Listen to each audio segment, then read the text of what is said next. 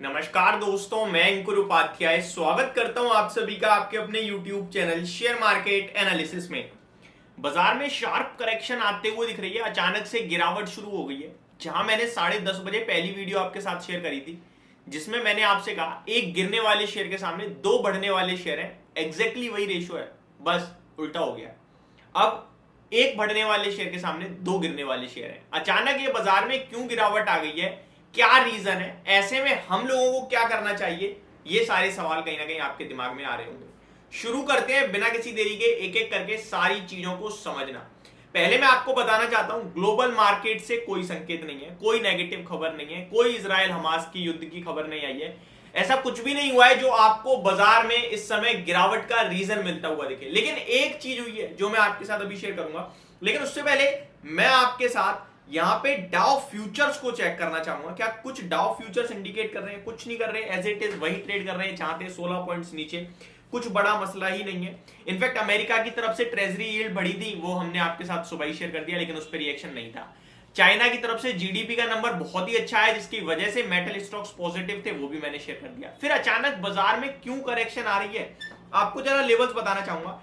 Nifty days लो पे trade कर रहा है 114 पॉइंट नीचे, 114 पॉइंट्स की गिरावट है निफ्टी में। डेज लो पे ट्रेड कर रहा है, टॉप से काउंट करोगे 140 पॉइंट्स नीचे आ गया है निफ्टी।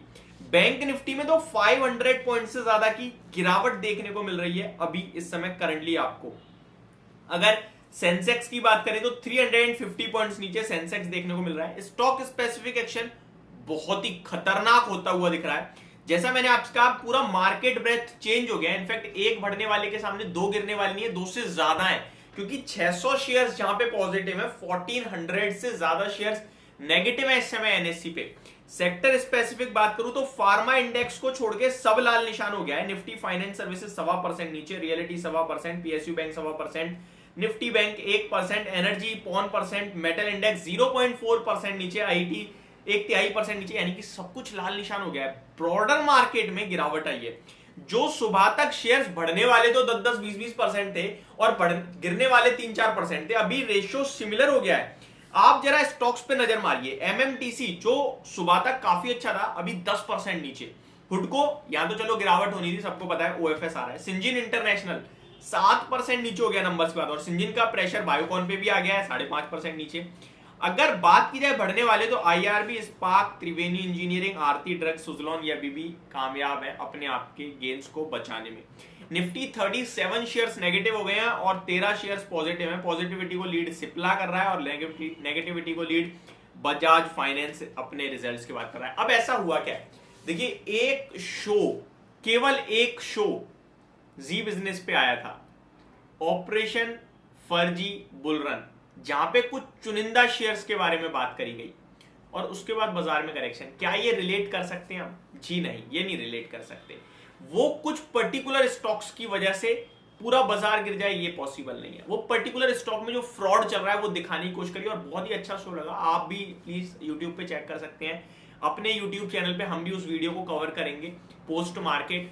बहुत ही अच्छी चीज है। देखिए, हमेशा क्या है कि चढ़ने वाली चीज अच्छी नहीं होती है, आपको समझना चाहिए ट्रैप तो नहीं हो रहा आपका पैसा। शेयर बाजार में ट्रैपिंग नाम की एक चीज है जो बहुत फेमस है। हालांकि सेबी पूरी कोशिश कर रहा है इसको रोकने की, रिटेल इन्वेस्टर्स के लिए काम करने की, बट एक्चुअली में सेबी बहुत लेट हो जाता है। आपके साथ फ्रॉड आज हो गया, 3 साल बाद पता चल रहा है वो फ्रॉड हुआ था। अरे भैया, मैं तो बर्बाद हो गया, अब पता करके क्या फायदा। यही तो देखा है अभी तक। आप देख लो, सेबी के जितने भी फ्रॉड के मामले के केस आते हैं ना, कोई 2 साल पुराना आ रहा है, कोई 3 साल पुराना आ रहा है, ऐसे ही तो आते हैं। ऐसा तो नहीं है कल हुआ है आज पता चल गया सबके पैसे बचा लिए। बहुत लेट है यार मामला। अब यहाँ पे गिरावट आई क्यों है फिर? देखिए, एक्सपायरी है कल। अगर आप मेरे रेगुलर व्यूअर हो, कल मैंने 3:30 बजे एक वीडियो 2:30 बजे करी थी इनफैक्ट। 19,800 बहुत इंपॉर्टेंट लेवल है, जहां पे कॉल राइटिंग पुट राइटिंग दोनों हैवी हो रही है। 19,850 के ऊपर आपसे कहा था 20,000 की तैयारी हो जाएगी, और 19,750 के नीचे निकलते ही 650 to 600 का लेवल देखने को मिलेगा, क्योंकि वो एक तरफ निकलने का दूसरा बंदा ट्रैप होगा। नीचे निकला, आज देखिए ऊपर में 850 के ऊपर तो नहीं गया ना, नीचे आ गया 750 के नीचे आते ही देखो आपने 690 का लो लगा दिया। तो जैसे ही नीचे निकला ना, जो आपका पुट राइटर था वो ट्रैप हुआ, उसने अपनी पोजीशन हल्की करना शुरू करी, जिसकी वजह से लॉन्ग अनवाइंडिंग हो रही है। अब ये आपके लिए एक्सपायरी रिलेटेड मूव ज्यादा हो जाएंगे। अब मैं जो बोल रहा हूं वो ध्यान से सुनिएगा।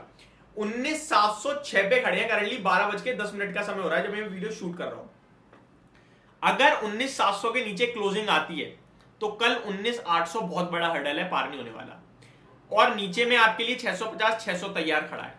तो यहां लॉन्ग पोजीशन अगर किसी की है तो वो कोशिश करें जब भी मौका मिले निकले, या फिर अपनी पोजीशन को अपने हिसाब से मेंटेन जरूर करना। सबसे बड़ी बात है कि लॉन्ग पोजीशन नहीं बनानी है। आप कहो कि भाई सपोर्ट पे आ रहे हैं, बना लूं क्या? सपोर्ट पे नहीं हो आप ये मान लो कि ये कॉल राइटिंग होती जाएगी। अब ये बढ़ रहे होंगे और पुट राइटर्स हट रहे होंगे, ये चीज बन रही है। तो मेरे को लगता है मार्केट अब एक्सपायरी रिलेटेड मूव्स देने के लिए तैयार हो रहा है। तो आपको थोड़ा इस तरीके से सोचना चाहिए और कहीं ना कहीं सावधानी से काम करना चाहिए, क्योंकि ऐसा नहीं है केवल इंडेक्स में गिरावट है, स्टॉक्स में गिरावट है और स्टॉक्स का प्रेशर है ये, ठीक है। तो केवल और केवल आपको इंडेक्स में गिरेंगे, स्टॉक्स तो ठीक है नहीं।